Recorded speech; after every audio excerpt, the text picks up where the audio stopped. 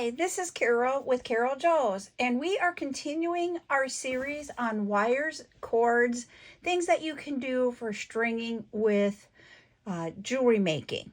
And this part is going to be an introduction into the bead wire. The bead wire here, this is a 7-strand bead wire. It's made by AccuFlux. There are different companies that make it. Bead has their own. So there's a lot of different companies. But with this, each of the wires that I'm going to show you has a different number. If you look here, do you see where it has 7 different circles?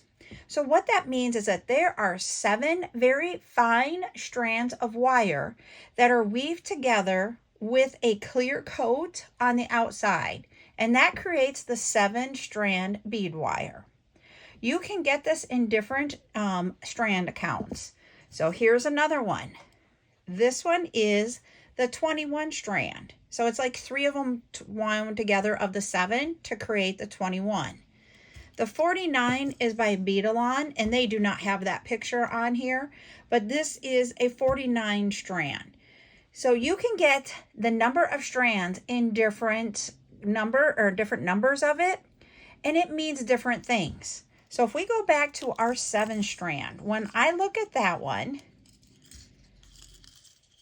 it's not about the diameter. It's about like what we talked about, how many strands.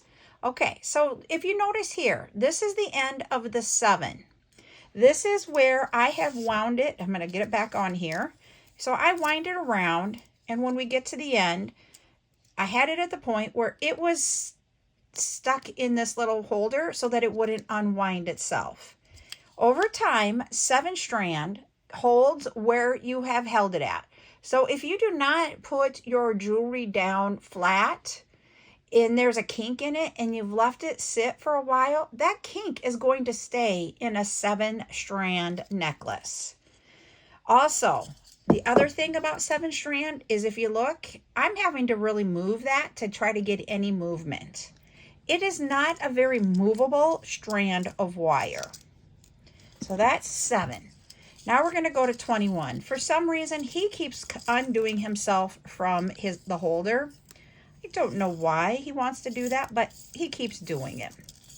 So let me show you here. If I wind all this back up onto mine plastic holder. There we go.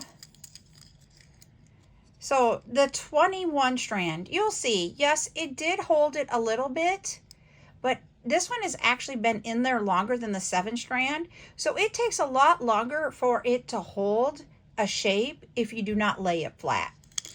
Now, here is the 21 strands movement. It moves a little bit easier than the 7-strand. So there's more movement to it. It's the medium of the road of the strands. Put that one in there. And this is what I mean by you put it in that little thing right here to hold it so it doesn't unravel. Now here is the 49. The 49, it's a different company, has a different process, so it just has a metal clip. So, but 49 takes a lot for it to actually hold. It is the most flexible. It is the most forgiving if you just laid it down and didn't lay it flat. It's not going to take on the shape of what you laid it down to as fast as the other two.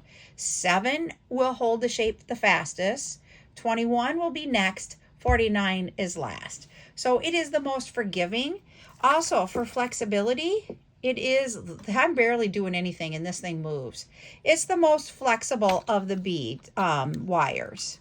So that is what I wanted to talk about in today's video. We're going to continue on with the bead wire.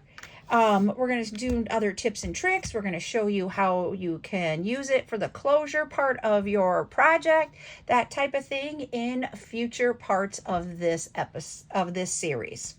Have a great day. Bye.